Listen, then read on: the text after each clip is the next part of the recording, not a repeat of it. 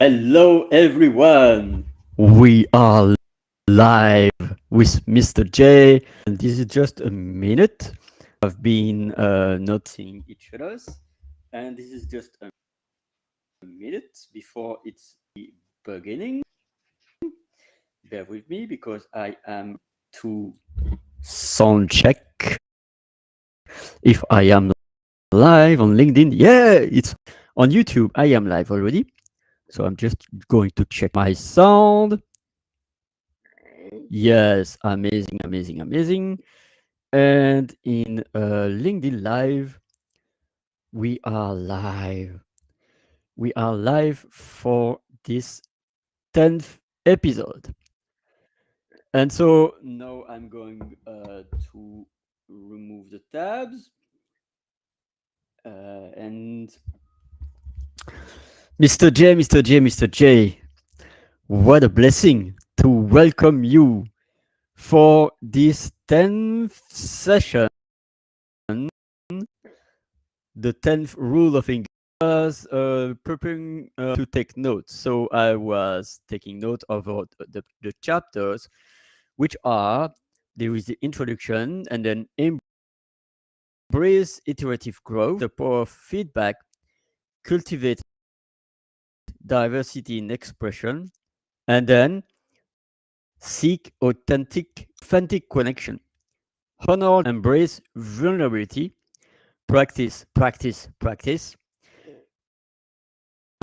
understanding audience engagement, importance of audience engagement, the rules of engagement, defining engagement in storytelling, the parallel with military engagement.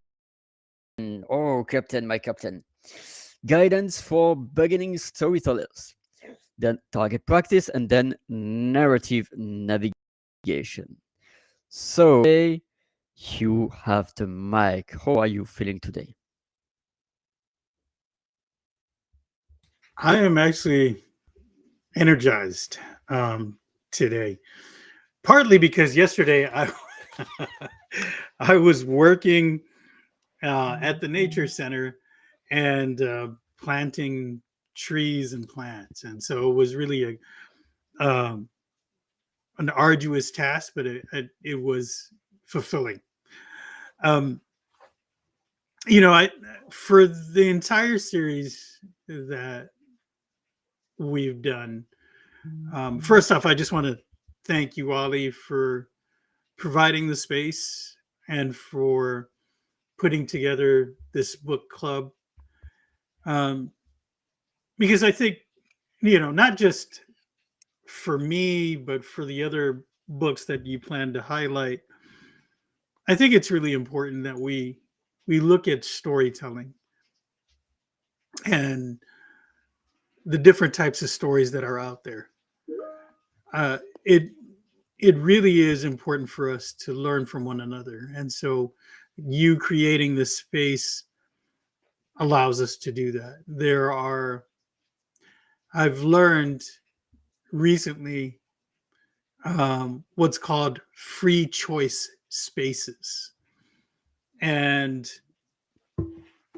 it's in the museum industry. Free choice spaces allows you the freedom to choose where you learn, how you are educated.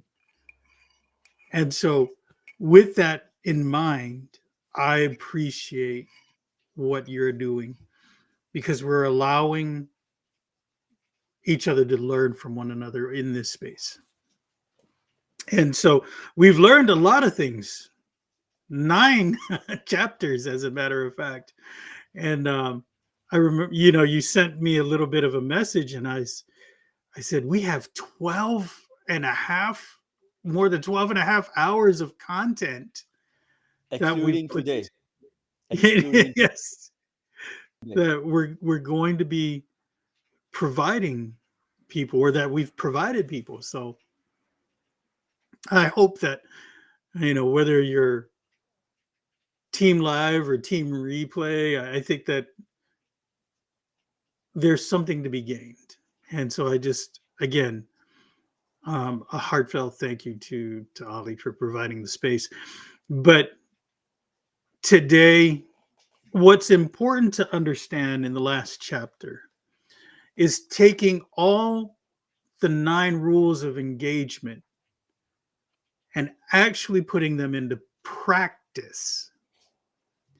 And practice makes perfect, right? Perfect in the sense that you're going to be able to communicate your message effectively with other people. Not necessarily perfect in the sense that it's 100% without flaw. There's going to be some times when you're not going to say a word or the inflection may be a little off, but give yourself some grace. And the more you do it, the better you are going to become at being a storyteller. So at the end of everything, my goal with the 10 rules was to ensure that you're able to tell the story you want to tell and do it in such a way that it's going to resonate with an audience. And so if you just look at the things that I've written in the last chapter, in the last rule, practice and refine is the very first one. And we've talked about the realms of narrative. What we need to understand is it's about growth more than it is about without flaw, your delivery or your message, because it's not always going to land with someone, right? Your message, your story may not land with someone, but there is an audience out there for you. And the way we do this is by ensuring that we're crafting captivating narratives.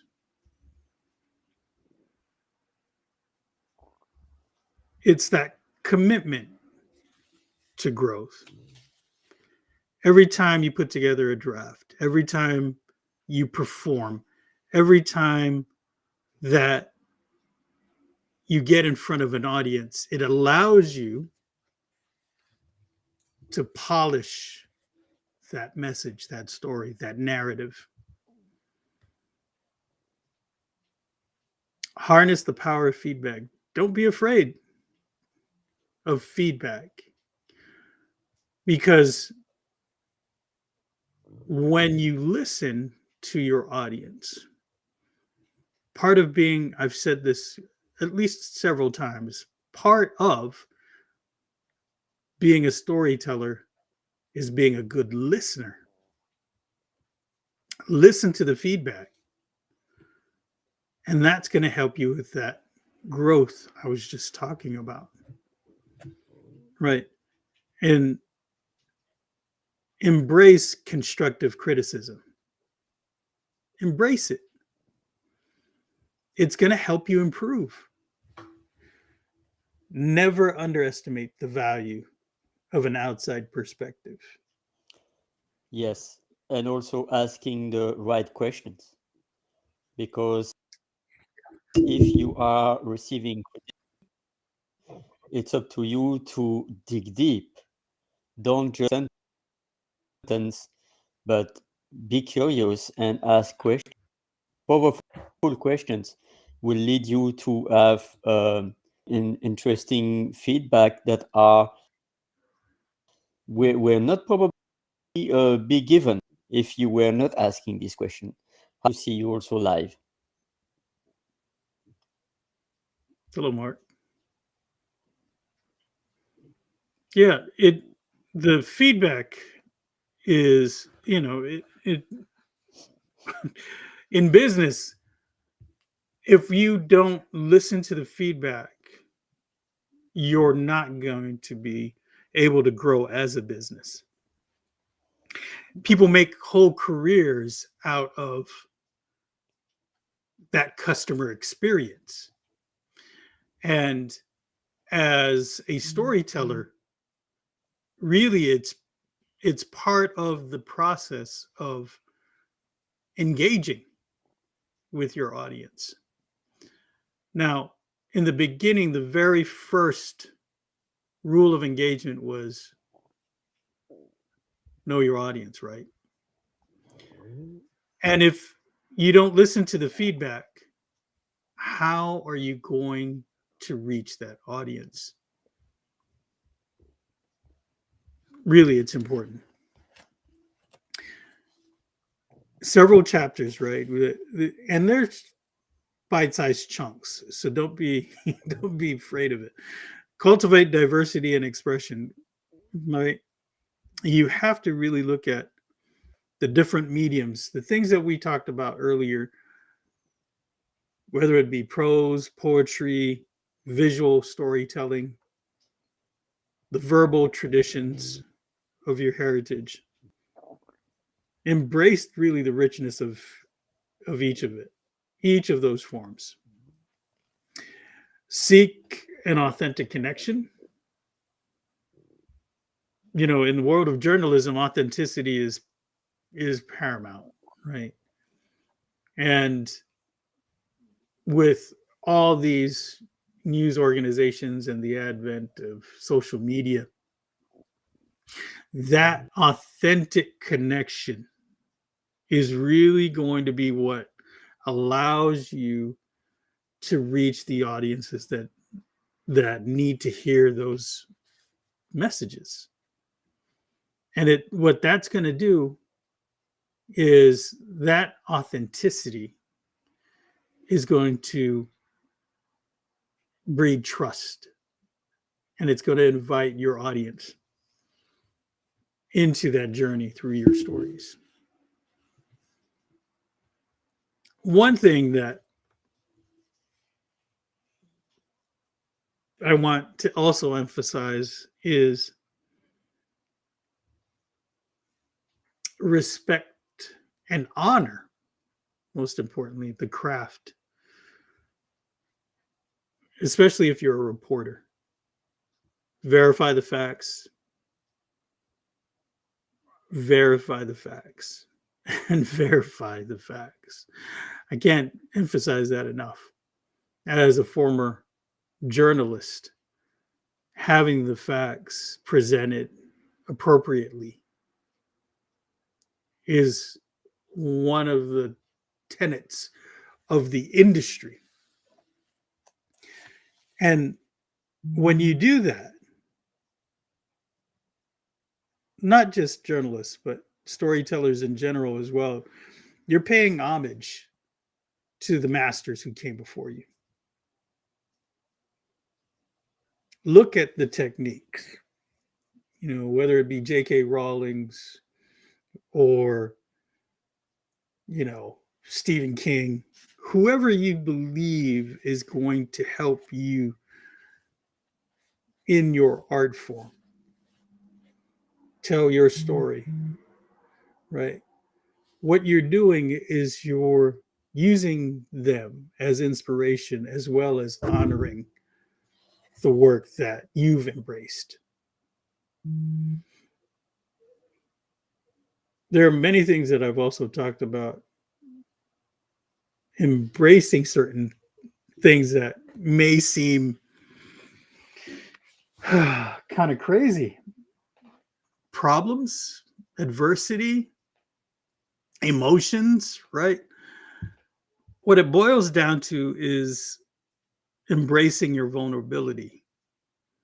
When you do that, you're bringing a level of humanity into your storytelling. That's really important. I can't emphasize that enough.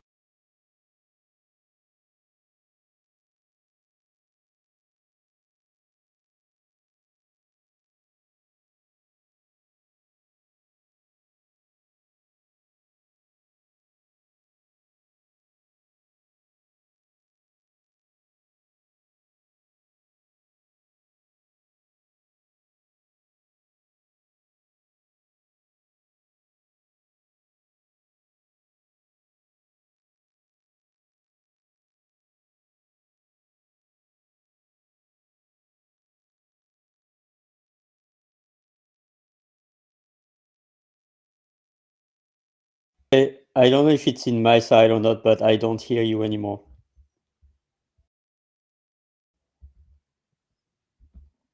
Yeah, so 19 years ago, 19 years ago, when I was 19 years old, many, many years ago, I entered the newsroom and I was looked at um, rather suspiciously because they asked me how old I was. Now, I won't lie and say that I was a great storyteller at 19 years of age. Well, we never know. We never know. but but over the years, with experience and with the history that I've built, it helped me put together this book. So it's been a lifelong journey. So just know that it, you know, if it's your first time writing a novel, if it's your first time getting in front of an audience, whatever it is, right, that you're trying to do as a storyteller, your very first step is probably going to be the hardest, but don't be afraid of it. And I've said that multiple times in this discussion in this book club. So I noticed that somebody has joined us. I don't want to continue without recognizing our guest. Benvenuto, Giusy.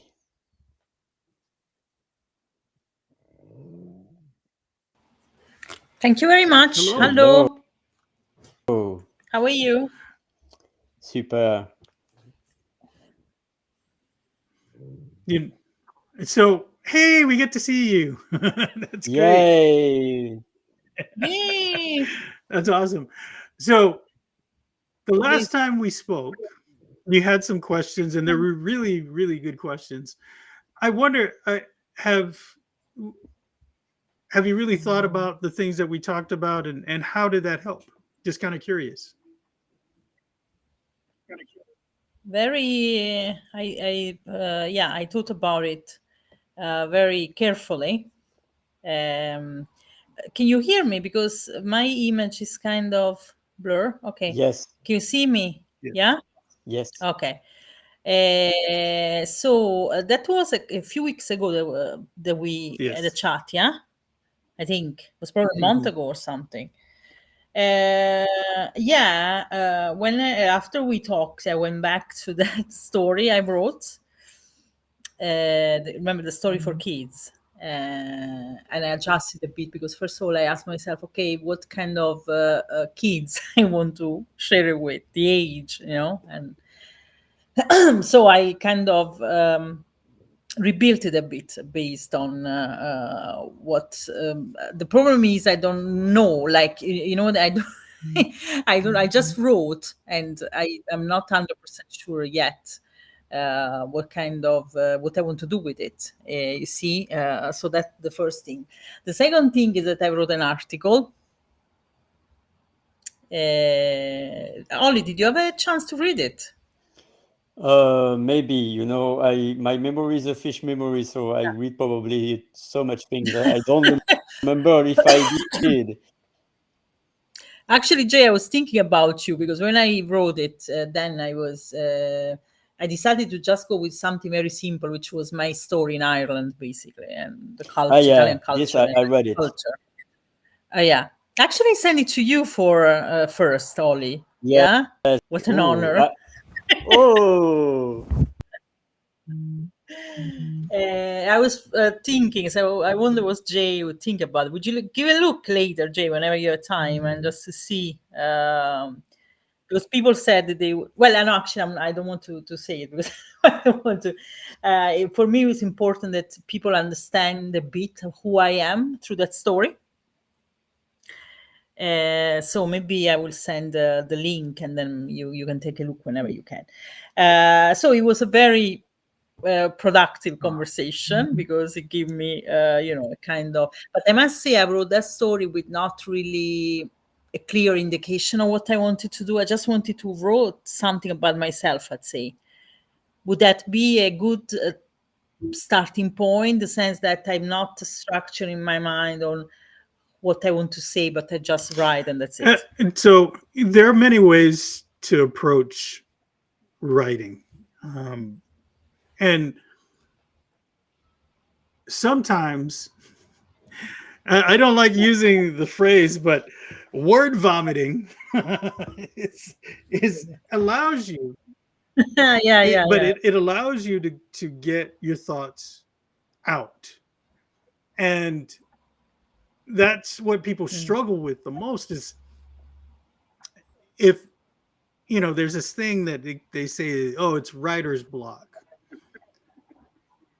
Writer's block happens because people find it hard to put things out.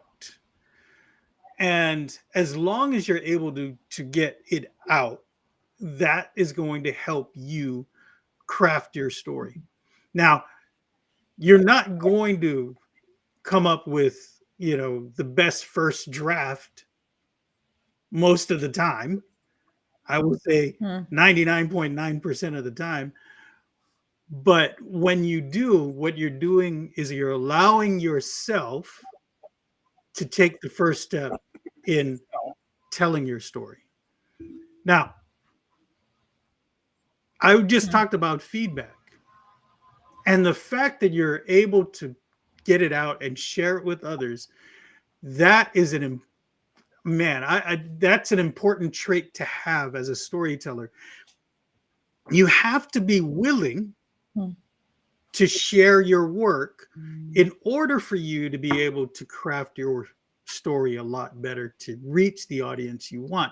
And you may not even know who the audience is yet. But if you're willing to share your story with somebody, now it doesn't have to be a mass audience.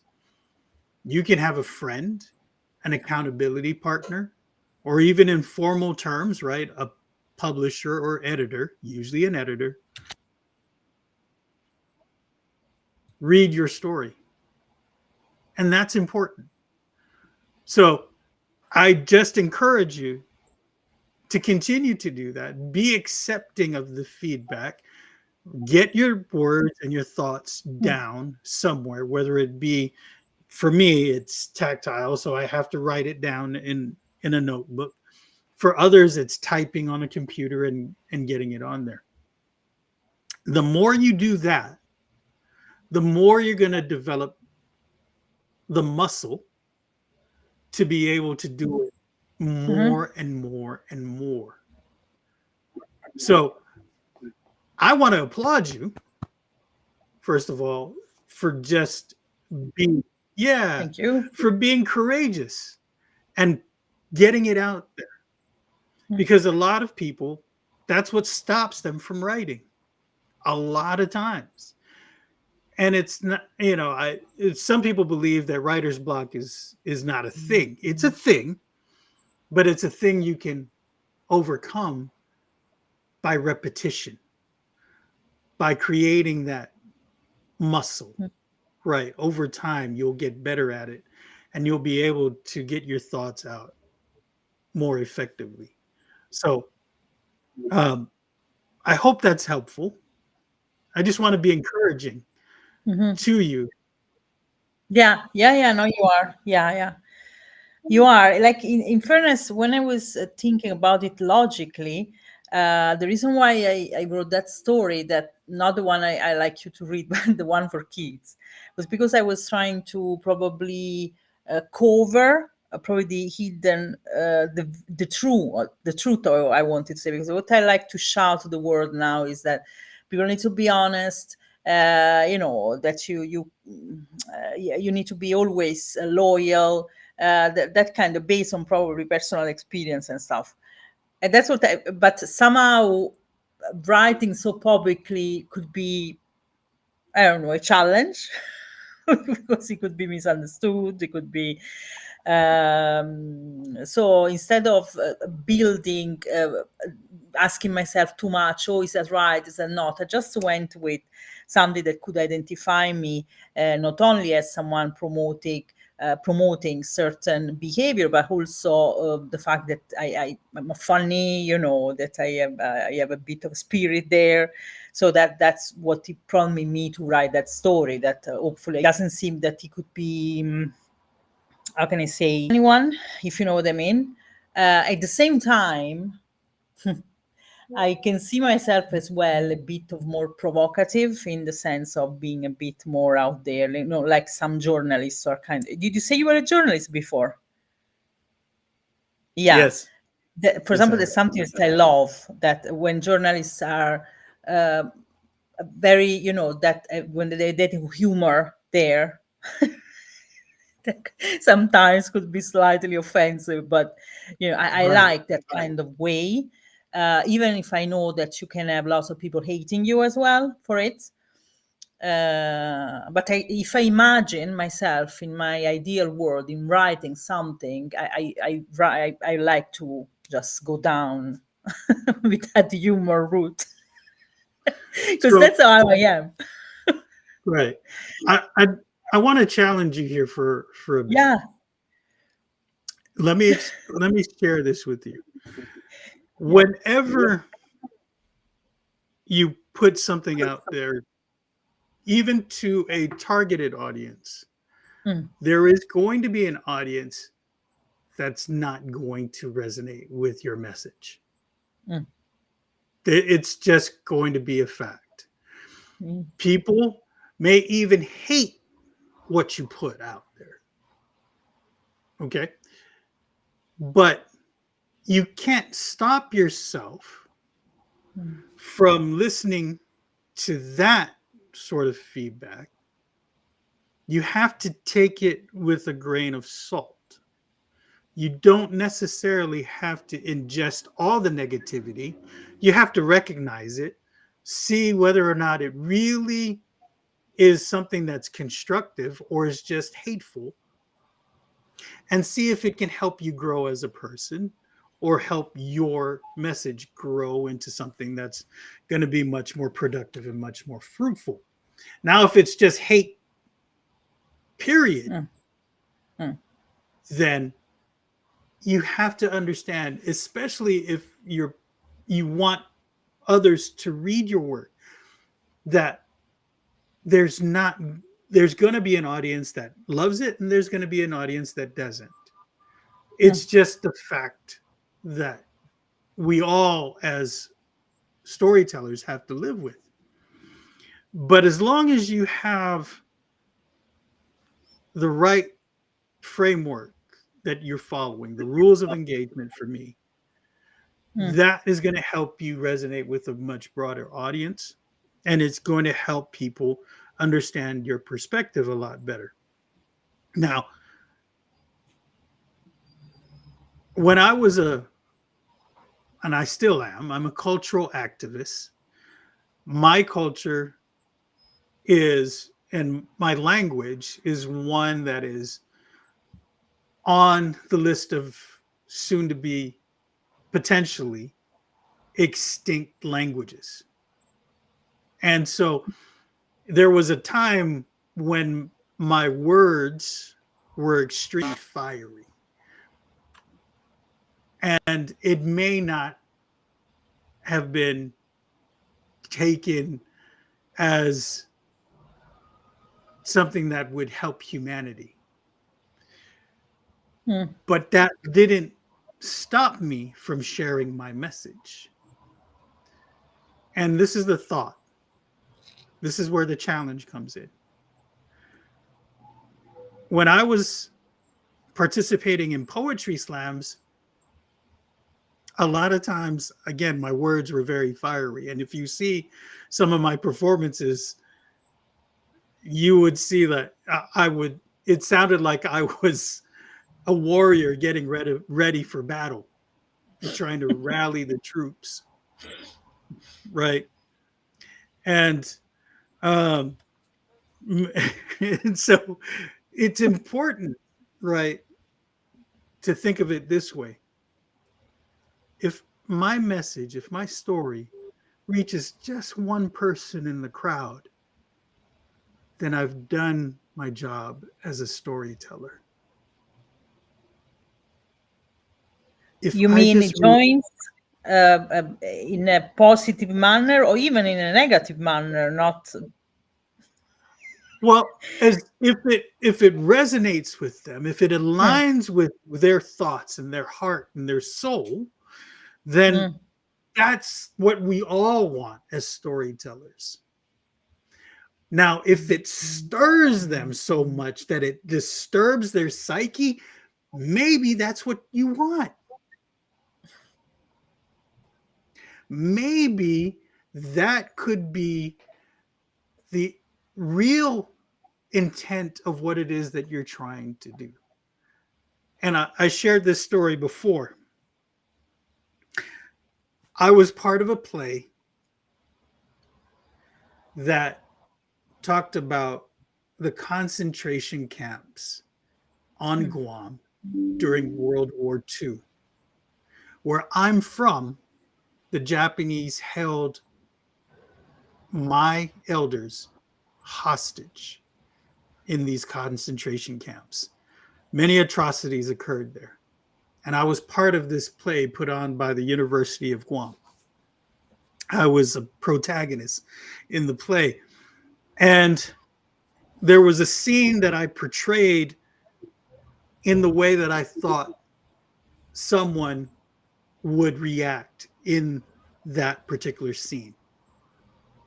And I'll paint the picture. There were these caves that the Japanese placed my elders in hopes that they would not be found by American forces. And the potential goal was to probably massacre the entire camp. And they did it methodically. They would place them in these caves and then lob grenades into it to murder them. hmm, And so on a night that my character ventured off out of his cave, he stumbled onto this one cave where a massacre did occur. And so, and I'm placing myself back in that scene because hmm, that's what I needed to do at the time to hmm, to portray the character. And I fell to my knees because I was so distraught of the thought of finding my friends and family in that state. And I wailed and I cried and I said a prayer and I even challenged God. And in that moment, I did this one scene for a group of friends who were visual artists. And it stirred one of my friends so much that it upset him. He said, I don't remember ever growing up listening to my elders cry and wail and carry on like you did in this scene. They never even talked about these things. And I said, hey, Mark, because of the enormity of the trauma, maybe they didn't share how they reacted hmm, with you, whether you were a child or an adult. hmm. That type of trauma sometimes is silent for decades. Hmm. Anyway, long story short, I shared another story with him that would connect him as a visual artist to what I did. And the story was the carnage at Guernica. The Germans were doing the uh, an exercise, a military exercise, for the very first time. What was called the Blitzkrieg, the Blitz. They used their planes to massacre an entire village, a Basque village. And these were civilians.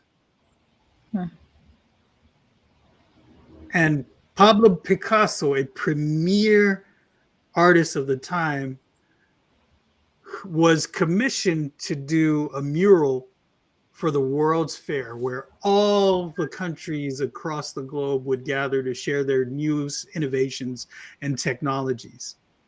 And he chose, instead of focusing on the innovations and the technologies that would be there potentially, or the future of humanity, he chose to portray the carnage at Guernica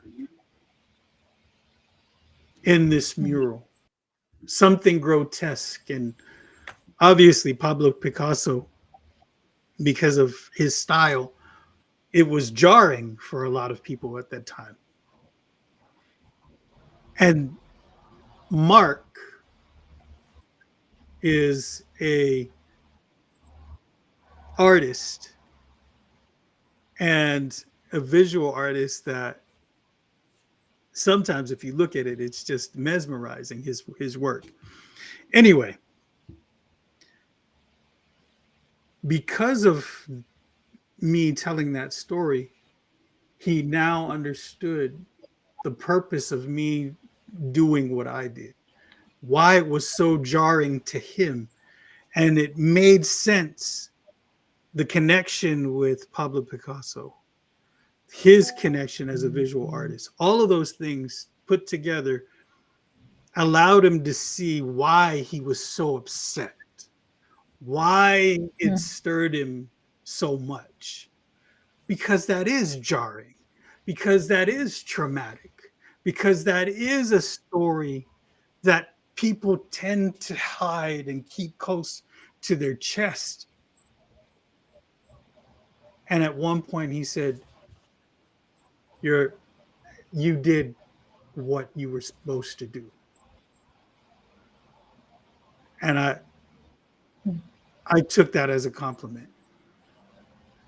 So understand that sometimes your storytelling may be upsetting to somebody, but maybe that's what you want. Maybe. I'd love to be able to read anything that you wrote, like any article or. Oh, sure. I'm very curious now about it.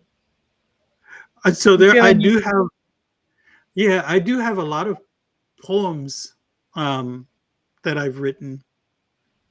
And if you go back to some of the live events that I've done on Storytime with Jay and Friends on my LinkedIn profile, you can see I share my poetry there.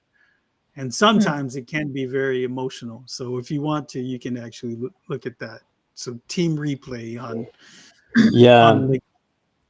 And what I like, by the way, Jay, thank you so much, because it has been more than 2 years that you were doing these shows. And what I like is that you are having something in common with the great Martin Luther King. I have a dream. It's the repetition. The fact that you are repeating, you are sharing things, and all along you are repeating the same sentence for the emotion. So I was noticing that. And for me, it's about no matter what, um, as long as we are living, sharing our story is already making us successful, no matter what we are having endured. And I would like also to agree about the fact that maybe it's not shared, because there is so much trauma, so much Mm. regrets or shame that, for instance, with my grandfather, he was not telling me his story of deportation in the Second War. The only way that I was knowing, and it was afterwards transition, is through his medal and the German words that he spoke to when I was with him. And I have no a little really short, but it's to convey the message that no matter what, sharing is more important than caring about what others may think. I was a few years ago, someone told the story about a woman in the 60s that were working in science. And she was noticing a lot of death, especially about the woman birthing babies. And she realized that people that were helping the woman to birth, the same people that were working on cadavers, the dead body, the dead bodies, and they were not washing their hands, and so it was causing deaths by thousands and thousands of deaths just because of the infection, just because in the 60s people were not washing their hands Mm. as often as we do now. And she strong opposition. Well, why bother? It is not necessary, whatever. But she continued. She persisted. And no matter what, the opposition, she was to pursue and to enforce that all the people wash their hands. And then she saved future thousands and millions of people thanks to that. So that's my story. Thank you. Yeah, that's great. Like I love these stories; are so inspiring, really. Because usually when you want to, you read lots of things on the internet. Everyone is nice, everyone, but then when you see, when you hear this, okay, uh, realistically, yeah, she says that, but then she really believes it because she usually you get lots of oppositions when you go against something that now is kind of very normal to do, like back in the days when Ollie was saying people were now washing their hands. But no, you just go there. That's actually, it's not something very easy to do. Like sometimes you really feel that you are against, I don't know, like a superpower when people are so getting against you, when you just promote an idea, or it isn't easy. But to me it's not really, I don't think it will be the opposition that really get me, that will make me upset. Will be more to find a way to get to people's heart. That would be my objective. I know that you said even if you can get one person is good. Yeah, but of course, whenever you're writing, I suppose you try to get more followers. You see, in the sense that you try to get just some sort of consensus, or maybe probably to focus on consensus. I think I am. While I'm talking, I realize that I'm too focused on trying to have people like me. So let me.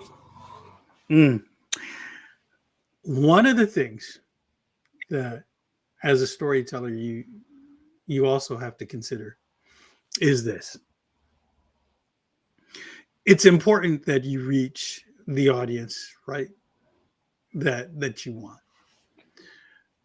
So the story you tell others is important.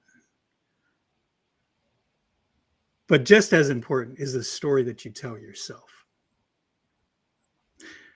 And limiting beliefs are going to get in the way of you telling that story effectively.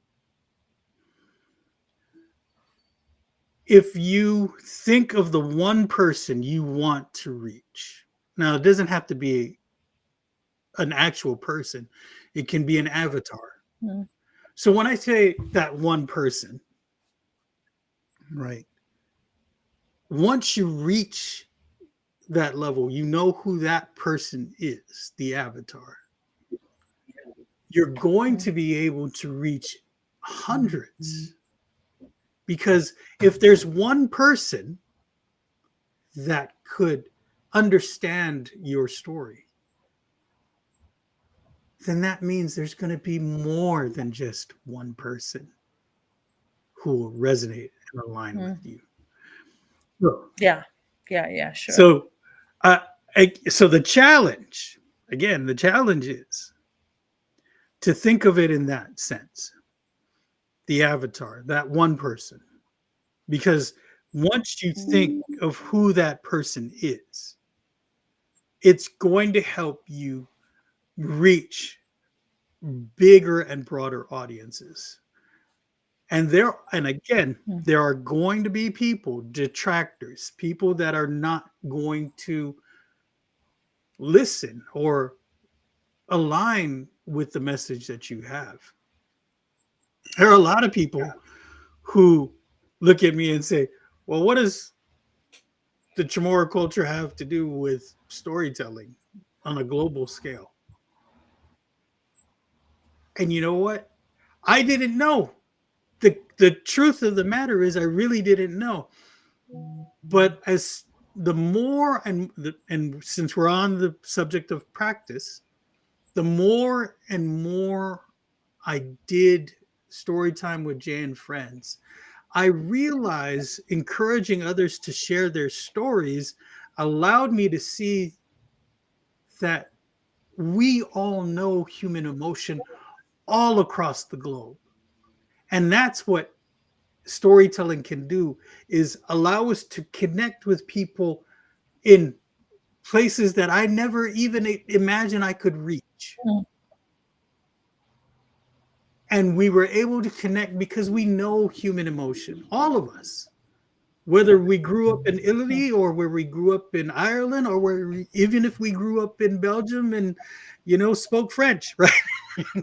we know love, we know empathy, we know compassion, joy, hate.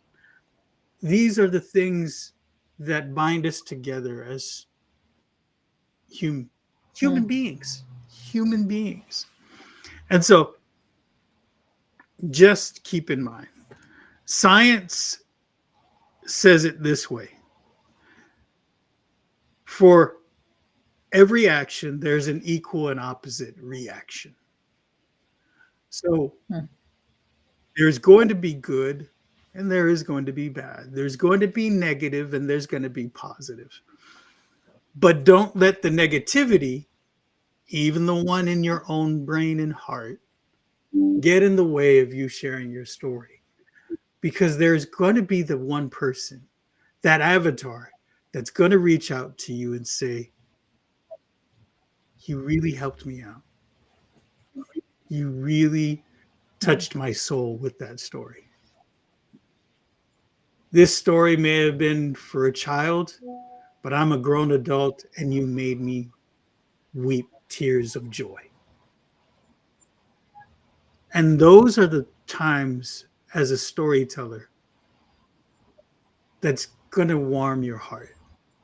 And it's going to, and we were talking about growth, it's going to allow you to grow as a storyteller. So don't worry about the masses. Know your audience, and the masses will come. Know the avatar. Know the person you want to speak to. Sometimes it can be an actual living person.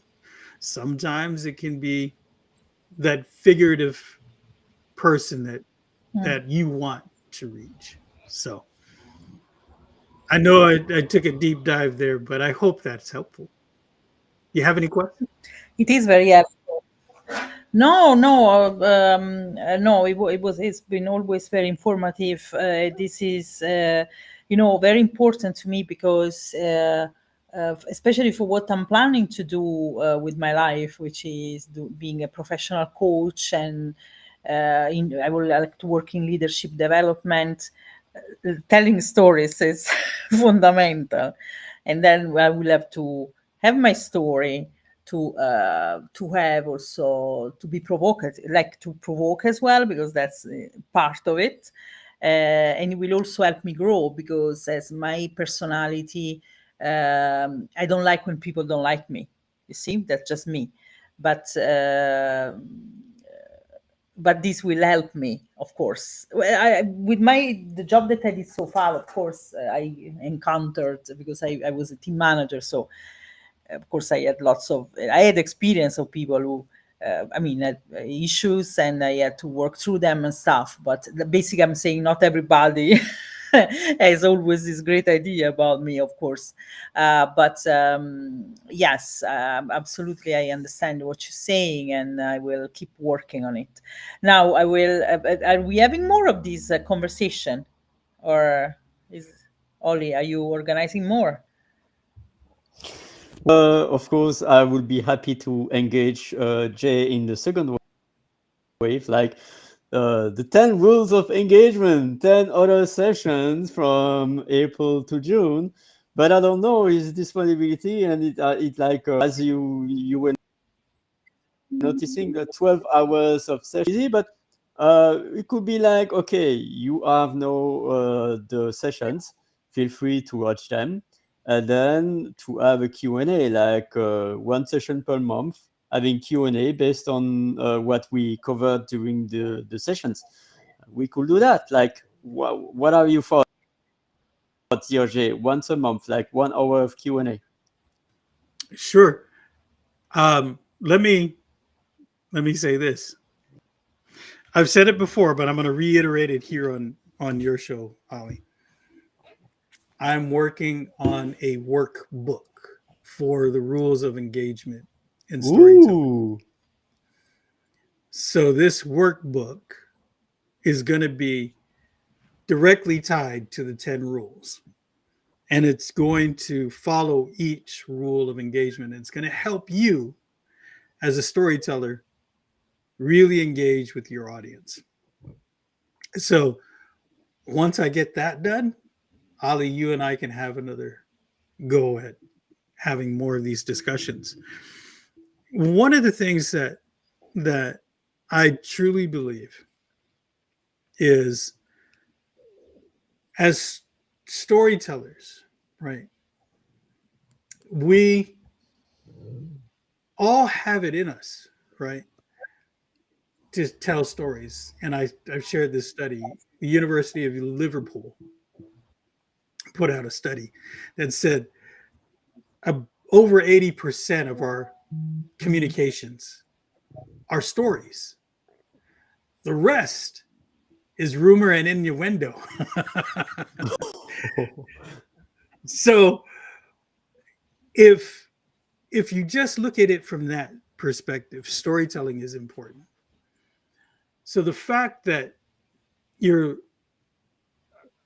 looking at becoming a coach and being a coach and engaging your clientele with stories, you're already on that path, right? The willingness to share your story with someone, and the willingness to accept feedback, that's important, right? But again, don't let detractors, don't let the people who don't resonate with your story stop you from doing what you're doing. There are many people out there, and even historical figures, especially historical figures, people who have changed the course of humanity. When you talk about provoking and being provocative, when you provoke someone, you're pushing them into action. Sometimes that action is one that repels them, and then the other action is one that draws them to you. you see. And so historical figures, Gandhi, Martin Luther King, you mentioned Ali, he was about peace, he was about love, compassion, right? But he was also about civil rights. And there were many people who hated him. There were many people who hated Gandhi. But they provoked humanity in a direction that changed the course of history and changed the beliefs that some people had.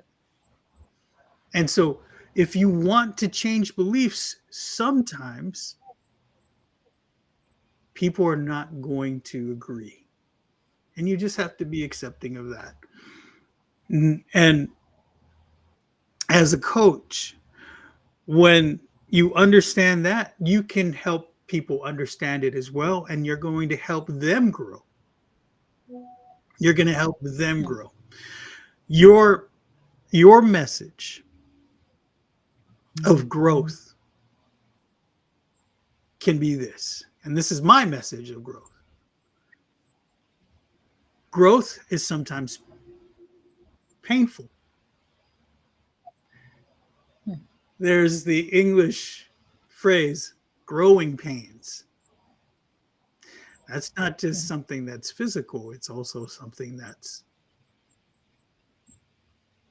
spiritual, psychological, Yeah.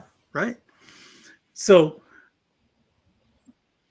don't be, and I've said this in the rules of engagement, don't be afraid of adversity.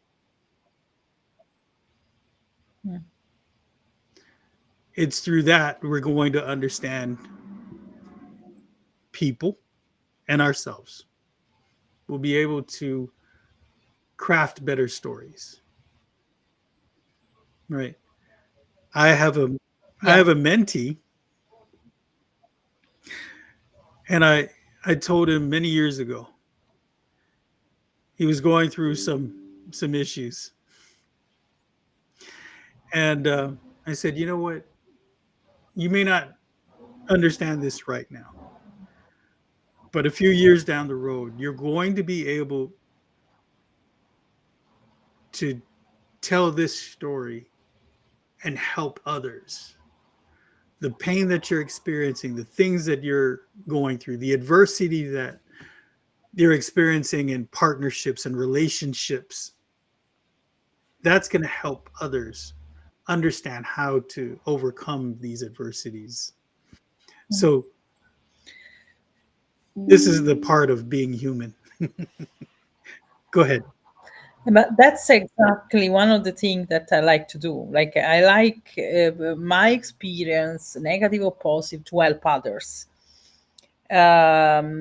which is of course part of a coach job, but up to a certain point, I'd say, because I will be talking about myself up to a certain point. Well, depending, but I really like, if I go into leadership development, trying to help others to kind of grow and just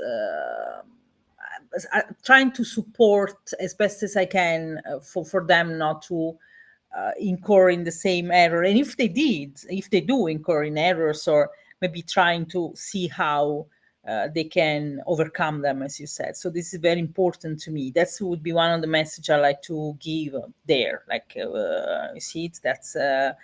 But anyway, I will try my best and to keep working on it. And And that's it. Practice makes perfect. mm, Practice, practice, practice. yeah. Yeah, yeah. So I've been studying uh, TEDx coaches, and Mm, the TEDx coach, their job is to listen and to mm, point out certain things. Now there are some mm, that do it where they focus on the negative aspects of the conversation, right? The things that are going to not help you as a TEDx speaker. But then there are some coaches that focus on the positive parts and then go back and look at the negative. But at either way, there's always going to be a discussion about the the negative aspects of how you're trying to reach your audience. And so, as a storyteller, if looking at from my perspective on you as a coach, right? In order to understand joy, there has to be an understanding of pain, right? I know what joy is only because I've experienced pain. I know what love is because I've experienced that loss of love or Mm, that lack of love, right? I know these things because there's that juxtaposition. And when you look at it from that perspective, even the negative things, even the failures are positive things to grow on. And mhm, that I think is, if I want to leave you with anything, it's that. And that could be, mm, that's really fundamental to me when you're trying to mm. help others as a coach. Um, and because it, and I have used this analogy before, and my wife hates it because it's so corny. She thinks it's corny because I early on in our relationship I used this analogy. I said, okay, look at your life as a look at your life as a car, and she said, okay. I said, now your car has a battery, right? That's your experiences. Oh, okay, okay. I don't get it. Follow me. Now, if you've ever dealt with battery issues on a car, right? You can understand this. If you take out the positive post and try to start your car, it won't start. Put the positive back on, you take off the negative post, your car won't start. Your life is your car.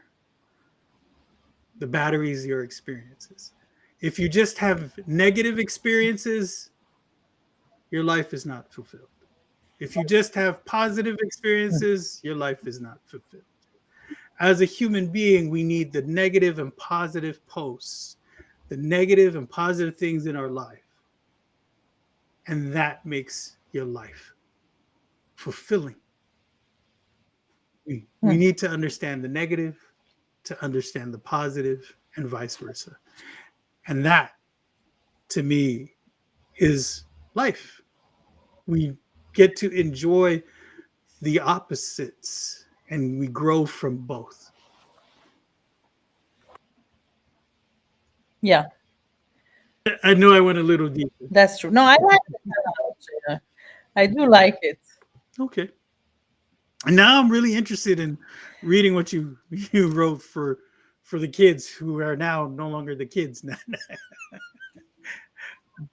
No, that one is not the kids one. Like, I'm happy to send it to you if you want, but there is the one I posted on LinkedIn. I will send it to you. Okay, it's an article. Sure. Yeah, I really would like to have your opinion on what really the article tells you, because I think it will probably represent me in a way. Okay, so hi Adrian, I know you're there. I can see your message. I don't know where Ollie is. He said he will be. Oh, there he is. He's back. I'm here. Yeah, thank you so much. Hi, Adrian.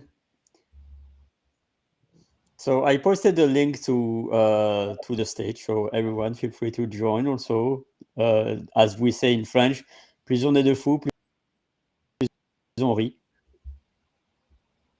Jay, may I ask you, because probably I didn't, but where are you located? I am in the United States. I'm in Alabama. Ah, in Alabama. Okay, Yes. okay.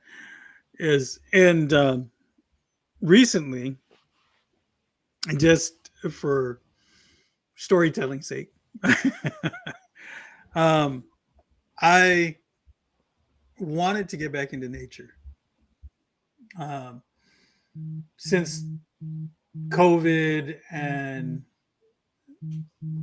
changes in my career, I've been cooped up working from home.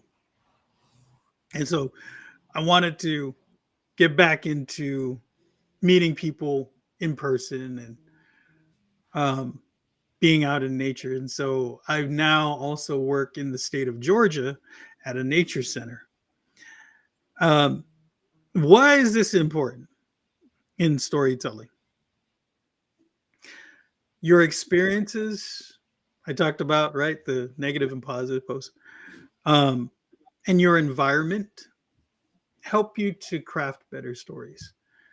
And if you place yourself in a place where you're not just giving or sharing your story, but you're also receiving, right? You're talking about feedback again. The more times that you do this, so the more times you enter the stage, you have the courage to ask questions and engage people. You're again sharing your story, you're getting your message out, you're practicing things, you're crafting your story as you go. So the more you do this type of interaction, it actually will help you figure out how to write your story a lot better. So, and that's not just to you, Juicy. It's also for everybody that's listening in the audience. I encourage people to ask questions, get up on the stage and talk to us, engage. And you're going to find that the more you do that, the better you are going to become at storytelling. So, Absolutely. I already feel better today. Honestly, I'm not joking. oh, It's always engaging. Well, it only been a couple of times, but it's very engaging, and you just. It's very nice listening to you as well, Jay. Like you can see that you are an expert in storytelling. oh, You feel your purpose, yeah, that's for sure. Thank you, Ollie. Ollie is connecting me to the world. Really, it's thanks to him I'm meeting so many people. oh, that's so nice. That is, that's so great. Yeah, yeah. Well, Thank for you. me, I am And the honestly, that's what I like. To be honest. yeah, Huh? I am the vehicle of. For me, it's really important You are.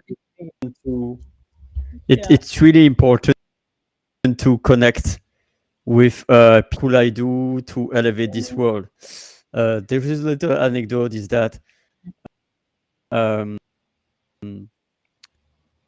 I was it was probably years ago, and it was a day an amazing person passed away, and I was not knowing this person before, and I was receiving a message from someone in Facebook. Ooh, Wayne Dyer died today. Mm. And since I've been discovering what he did, what a blessing to have books, what a blessing to have videos, what a blessing to listen to stories talking about him, like the famous orange story, the flower story from Anita Morjani.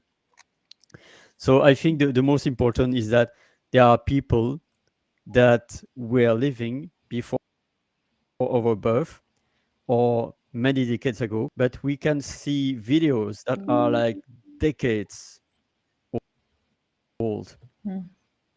or listen to stories from people that were no I recall like even if she was old when she told that story was story of Calment who came she was 14 years old and she was born in 1876 no 18 1875, 101 years old when I was born. And so it was like, wow, knowing Van Gogh, being alive, and knowing Van Gogh. So it's really, and the stories are there to be shared. So that's my take. Thank you. Yeah, exactly. And how lucky we are that we have so many tools to share things nowadays, really. So we should use them. A few days ago, someone asked me, what will be my ideal job? Like this. This is a very powerful question. Well, some people will answer straight away, but I'm not 100%. Well, the first thing comes to my mind is talking to others, like be on a stage or on a, not necessarily in a performing, but I mean being there, talking to people, engaging with them, telling them stories, telling them about leadership and what's my taking on leadership, why I believe that will work, or this kind of, that's how I see myself now. Probably there is a name for that. If there's not, I'll try to create it. But yeah, that would be my first. So that's why I like this kind of interaction with you guys. Thank you. I need to share with you, Ollie, um, since you mentioned Wayne Dyer, you know that he had a deep connection to Guam. He was stationed there while serving in the U.S. Oh, Navy. tell me Yeah, more. Tell us he more. spent part of his uh, early life on the island, and he later credited part of that experience with his personal growth and his philosophical outlook. He actually like learned some different philosophies during that time. So spirituality, personal development. He even had a cyst on his spine that made him sore, and yeah, and he was telling his nurse, he was telling the nurse that, and um, he actually lied about it disappearing because he didn't want to have surgery because a lot of people that he was talking to during that time, they didn't have good outcomes with the surgery. So, uh, but a lot of his early kind of thoughts on things came from a lot of his experience on Guam. So I just wanted to share that with you. Thank you. Yeah. The the this is such it's such a bittersweet time right now.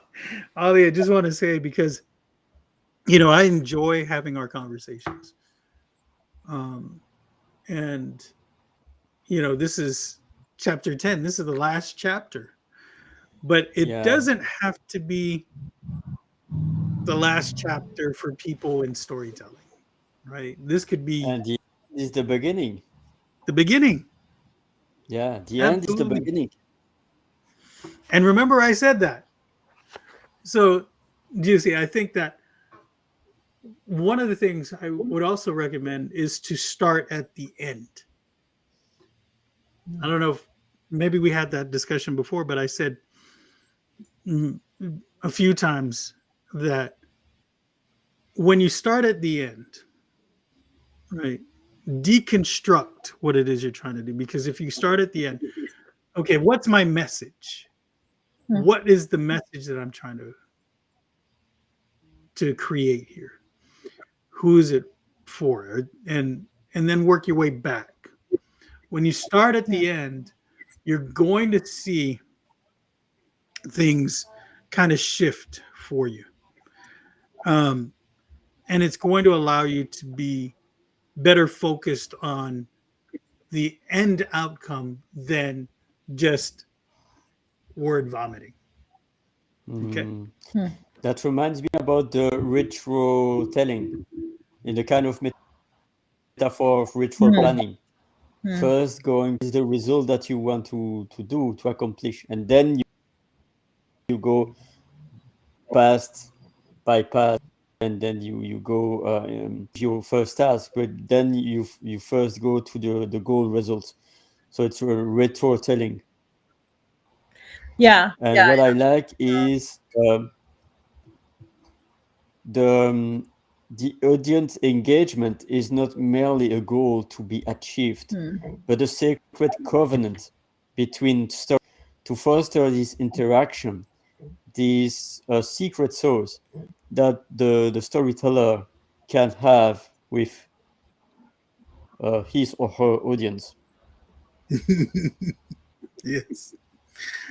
Uh,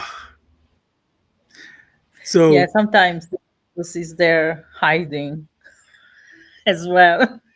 You just realize it maybe even afterwards. Oh, maybe that's what I want to. Because I know that is a very strong term, but I like when you say word vomiting, because for me, that's a very, how can I say, effective way of starting, because at least you writing whatever your brain is, then of course it's best that you review before posting anything, of course. But yeah, I personally find it very uh, effective in that sense. So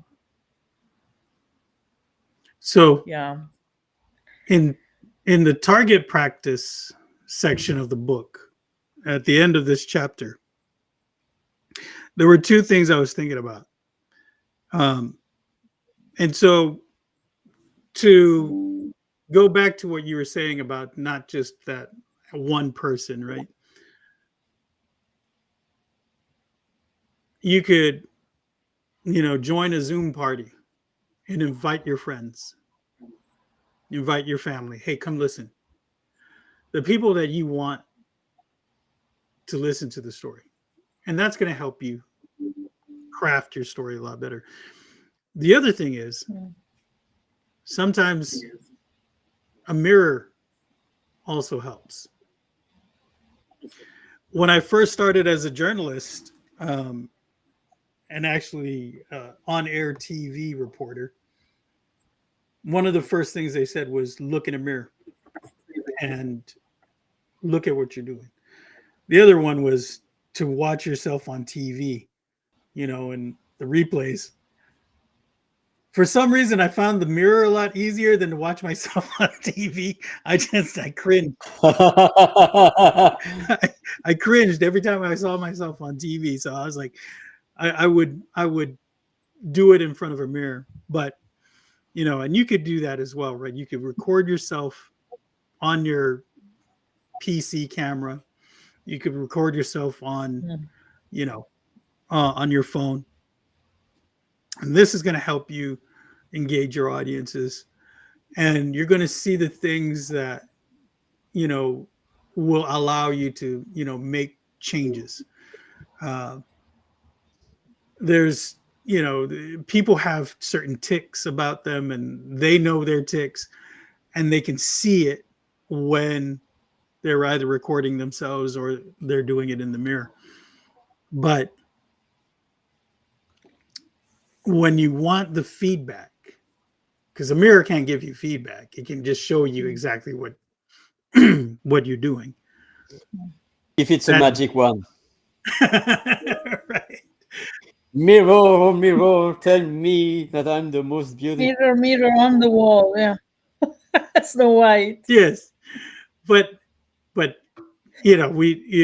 only one like that is our phone, um, and it's Siri or Alexa or the others. Yeah. Um, but the Zoom party, I think, is a really effective tool because you know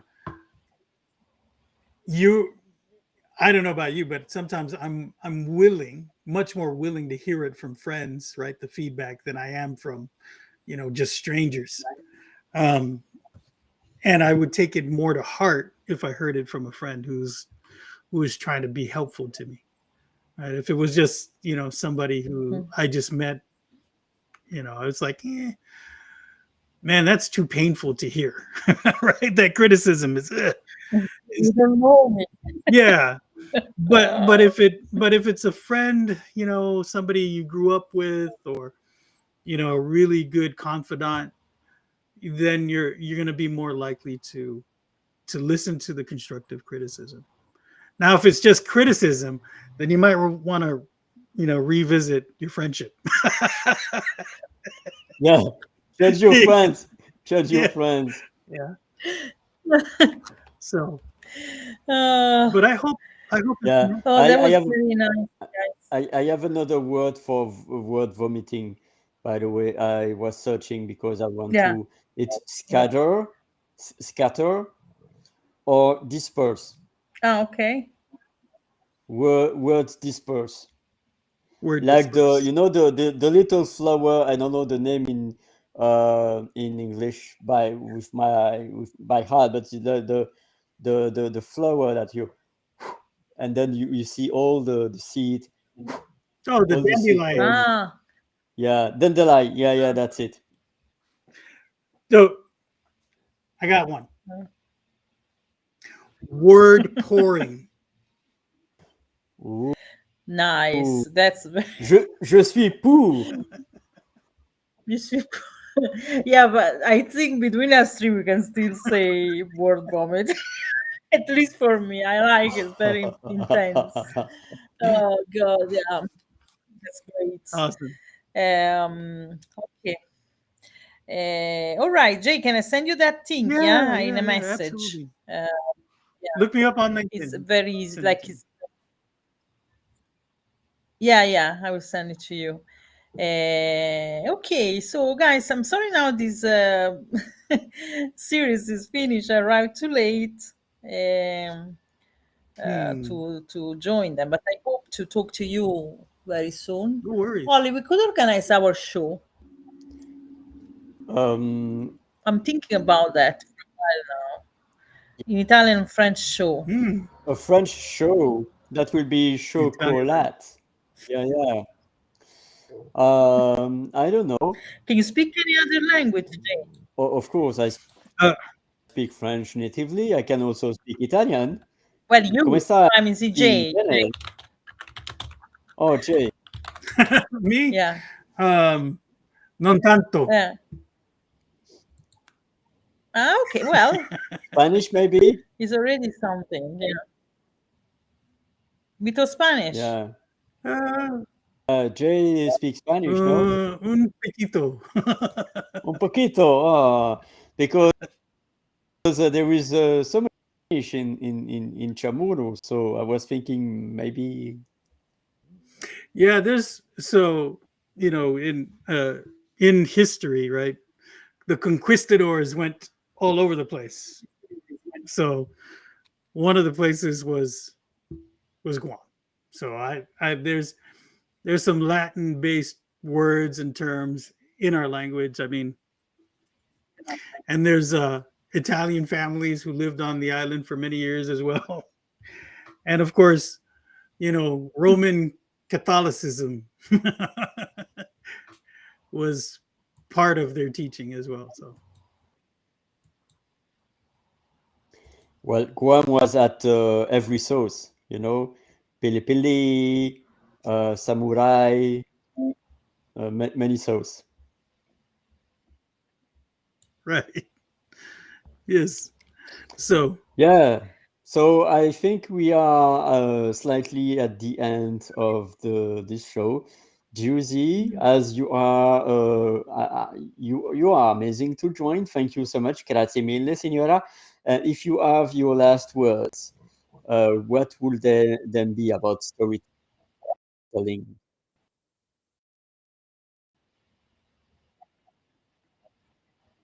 Sorry, the voice broke for me for a moment, so I didn't hear what you said. Sorry. So I'm going to repeat.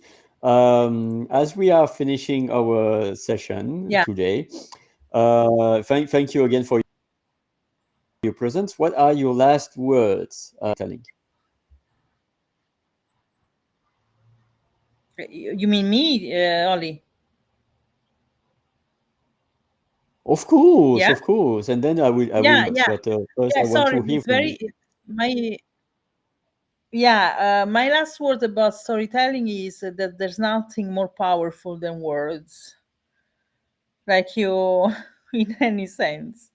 There's nothing, any battle you can try to do, or words are always very effective. I know it's a bit cheesy, maybe, but I truly believe it. Like it's very important. Like it's the most important tool that we have at our disposal. Thank you, That's my Josie. last word. Yeah. Thank you. Well, Uh, so really, let me see if I can do this right. Grazie per esserti unito a noi, Juicy. Very good. Very good. prego. Um, it's been, to me. This is what I enjoy doing. It's a passion of mine, and and really, when I started doing story time with Jay and friends, I started to see that even though we live in different worlds, literally different worlds, the more we shared our stories, the more I saw the connections of our humanity in all of us, who we are as people, even worlds apart. And if we continue to do this, whether we're a French speaker who wants to help refrench your brain, whether you're an Italian person who spent time in Ireland trying to help others as well, right? Our stories, our stories are important that connect all of us. In in our just discussion alone, we see the connections, the things that bind us together as human beings. And this is why I wrote the rules of engagement in storytelling. We're in the middle of the age of AI, Hmm. but at this point, AI still needs a prompt from a human being. Hmm. And that means it has to come from us first, at least for right now. All right. So it's more important now, more than ever, that we understand the rules of engagement, because AI can craft stories, but is it your story? And does it come from a human soul? And if we want to connect with others the way we were meant to, then is AI getting in the way of that? You have to ask yourself that question, right? Don't let the algorithm dictate your story. You have to Yeah, prompt it. dictator story, of course. Yeah, yeah. Just I know that I already said my final words, but I'm just doing a course about AI, right? Um, once you said, "Is AI getting in the way?" I don't know the answer, but I want to say no, because the reality is progress is there. It will advance. I mean, it's inevitable. There's nothing you can do.